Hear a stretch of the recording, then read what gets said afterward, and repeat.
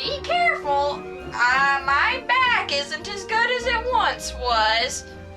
Yes, Granny, I know. Now sit down, honey. I'm gonna read you a story. Okay, Granny. Woof! Oh! You okay, Granny? My back. You alright, Granny? I'm alright. Ow! I'm alright. Good. We're gonna read The Night Before Christmas. Yay! The Night Before Christmas by Clement C. Moore.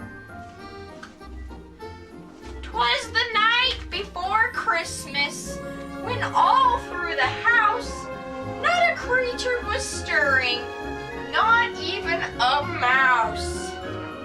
The stockings were hung by the... Granny! Oh! You just killed my grandma. I'm sorry, I couldn't bear to listen to that stupid story any longer. Now this story is better than the crap your grandma was reading. Now you're gonna listen to it because it's a better story. Are you ready to hear my story? Good. Alright. Okay. Hold this. Hold this! This story, boys and girls, is called A Night Before Christmas. 'Twas the night before Christmas, and in every cranny not a creature was stirring, except maybe Annie. The stockings were hung by the pellet stove that night, and Annie was praying they wouldn't ignite. Her brother was nestled all sprawled in his bed, probably watching Netflix and draining his head. Mama in her polyester and Pop in his flannel had just brushed their teeth, preserving enamel. When out in the front room there arose such a clatter, Annie jumped from her bed, landing with a splatter. Annie got up, a bloody old mess, and ran down the hall, wild with distress. The stockings were still there, and the fire was going. The doors were locked, and the Christmas lights were glowing. Then, a strong gust of wind blew through her hair, and all of a sudden, Santa was there. "Hello, little girl," he said, quite surprised. He thought she was 9 because of her size.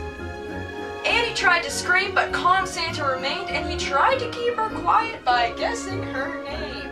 "It's Penny, no Jenny, wait, Chloe or Sarah, maybe Haley or Sadie or Bailey or Clara."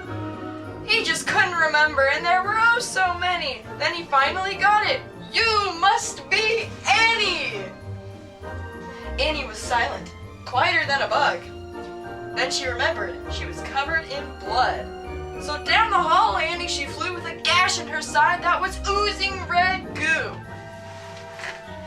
And after scrubbing, Annie was clean, though she was sure she had ruptured her spleen.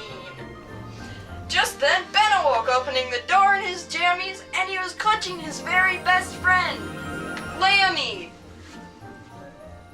A bundle of toys he grabbed from Santa's back, and Santa was stunned from this unseen attack.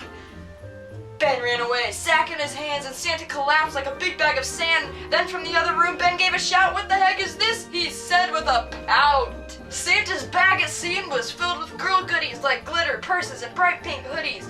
Ben stamped his foot and gritted his teeth, and he went back to bed, leaving Santa in peace. While Santa's still sobbing, Annie took the pack and handed it to Santa, who gave her a pat. "Thank you, my child," he said with a grin. "Now my work here can finally begin." With a wink of his eye and a twist of his head, he turned to the cookies, his face plump and red. He gobbled them up, leaving not a one except on the floor, left a pile of crumbs. Jerk.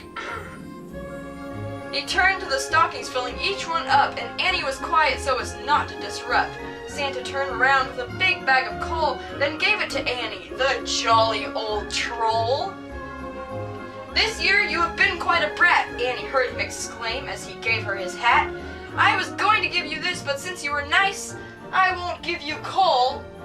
I'll give you lice."